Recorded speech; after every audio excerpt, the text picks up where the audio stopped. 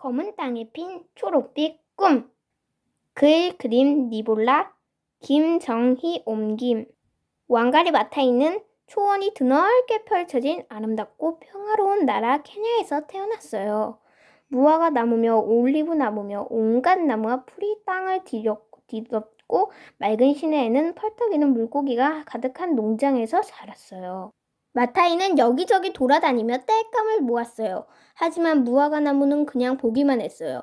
케냐 사람들은 무화과 나무를 신성하게 여겨서 땅에 떨어진 무화과 나무 가지라도 땔감으로 쓰지 않았거든요.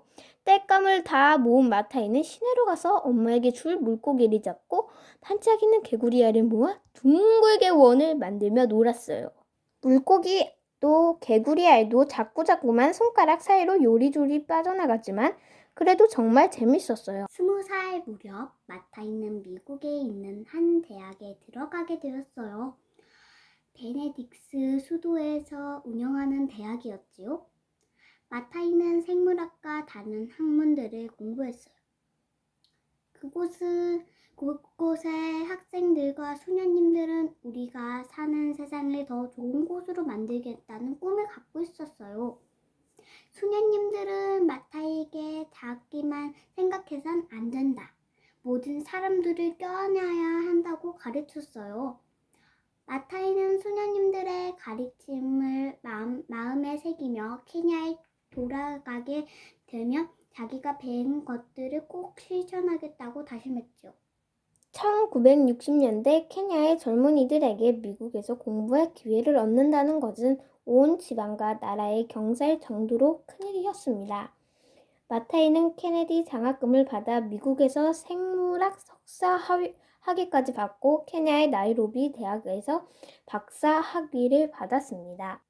케냐로 돌아온 마타이는 깜짝 놀랐어요. 몇 년 동안 케냐는 너무 많이 달라져 있었어요. 마치 수십 년은 흐린 것 같았지요. 무화과 나무는 모두 잘려나가고 개울은 바짝 마르고 개구리도 개구리 알도 사라지고 없었어요. 예전에는 작은 농장에서는 자기들이 먹을 곡식을 기르고 큰 농장에선 다른 나라에 갖다 팔 차를 지배했지만 지금은 너도 나도 내다 팔 작물만 키웠어요. 그래서 사람들은 가게에서 먹을 것을 사야 했어요. 하지만 너무 비쌌고 직접 키운 농작물만큼 질도 좋지 않았어요. 아이들은 물론 어른들까지도 자주 병에 걸렸어요. 소와 염소가 풀을 뜯던 푸른 언덕은 벌거벗은 채 넓고 긴 길이나 있었어요. 농장으로 갈 길을 내느라 나무를 죄다 베어낸 것이었지요. 여자와 어린이들은 땔감을 찾아 한참을 걸어 다녔어요. 물을 데우고 집을 덮일 땔감이 필요했으니까요. 하지만 몇 시간을 걸어도 나무 한 그루 보지 못할 때가 있었어요. 나무는 갈수록 줄어들었고 땅은 점점 사막처럼 변해갔어요. 나무가 없으니 땅도 살 수가 없었어요. 촉촉하던 땅은 버쩍 말라 먼지로 변했고 악마의 날개 같은 바람이 먼지를 실어 날랐어요. 빗물에 흙이 씻겨 내려가는 바람에 한때는 맑고 투명했던 계율과 강도 더럽혀졌어요. 이제 우리는 어떻게 살지요? 물도 없지, 먹을 것도 없지, 장작도 없어요. 염소도 소도 풀이 없으니 우유를 못 만들어요. 얘들은 굶주리고 우리는 예전보다 더 가난해졌어요. 여자들이 툴툴거렸어요. 사람들은 자신들이 숭배하던 무화과 나무도 댕강 베어버리고 자신들을 먹여 살리던 땅도 내팽개쳤어요. 남자들은 일자리를 찾아 떠나고 집에는 여자들과 아이들만 남아있었어요. 사람들은 고통에 신음하고 있었지만 나라에선 아무런 손도 써주지 않았어요. 사람들은 다른 사람을 탓하고 다른 나라를 탓했어요. 하지만 마타이는 불평하지 않고 이렇게 말했어요. 우리가 우리 자신을 위해 뭘 할 수 있는지 생각해 보세요. 케냐의 나무들이 잘려나가고 있어요. 이렇게 된 데는 우리 책임도 있어요. 그러니 해결책도 우리가 찾을 수 있을 거라고요. 우선 우리 여자들부터 힘을 모아봅시다. 마타이의 생각은 단순하지만 분명했어요. 마타이는 사람들에게 물었어요. 왜 나무를 심지 않는 거죠? 마타이는 나무를 다치게 하지 않고 씨앗을 재치하는 법과 땅을 갈고 거름 만드는 법을 직접 보여주었어요. 흙을 촉촉하게 한 다음 막대로 구멍을 파서 그 안에 씨앗 묻는 법도 가르쳐 주었지요. 하루에 2번씩 물을 먹는 나무는 아기가 자라던 날마다 쑥쑥 자랐어요. 나무를 가꾸는 게 쉬운 일은 아니었어요.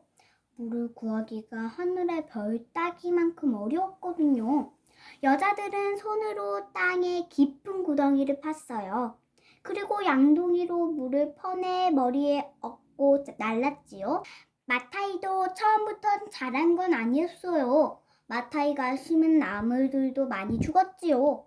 하지만 한 그루 두 그루 끊임없이 나무를 심고 가꾸어 나무를 잘 키울 수 있게 된 거예요. 마타이는 꾸준히 나무를 심고 가꾸는 모습을 통해 사람들에게 포기하지 않은 법까지 깨닫게 해주었지요. 마타이와 함께하는 여자들 대부분은 글을 쓸 줄도 읽을 줄도 몰랐어요. 그저 엄마이고 아내이고 농부일 뿐이었지요. 하지만 누가 뭔가를 해줄 때까지 마냥 기다리고 있지만은 않았지요. 힘도 없고 글도 모르지만 자신들의 손으로 변화를 일으키기 시작했어요. 여자들은 한 마음으로 일했어요. 나무를 심고 가꾸는 데는 큰 힘이 필요하지도 않고 글을 몰라도 상관없었지요. 아주 더디긴 했지만 땅에는 조금씩 변화가 생겼어요. 나무에 열매가 맺힌 거예요. 사람들은 나무 한 그루를 베며 그 자리에 두 그루를 심었어요. 그리고 직접 키운 나무의 열매를 따 먹고 카사바, 공, 사탕수수처럼 쑥쑥 잘 자라는 농작물도 키웠어요. 땅은 찾아 기름졌고 사람들은 점점 건강해졌어요. 남자들은 자기 아내와 어머니, 딸들이 해낸 일을 보며 존경하는 마음이 생겼어요. 그래서 자기들도 팔을 걷어 붙이고 나섰지요. 마타이는 학교에 가서 학생들에게 여러 종류의 나무를 나누어 주고 나무의 특성과 나무 키우는 법에 대해 설명해 주었어요. 마타이는 케냐 구석구석을 돌아다녔어요.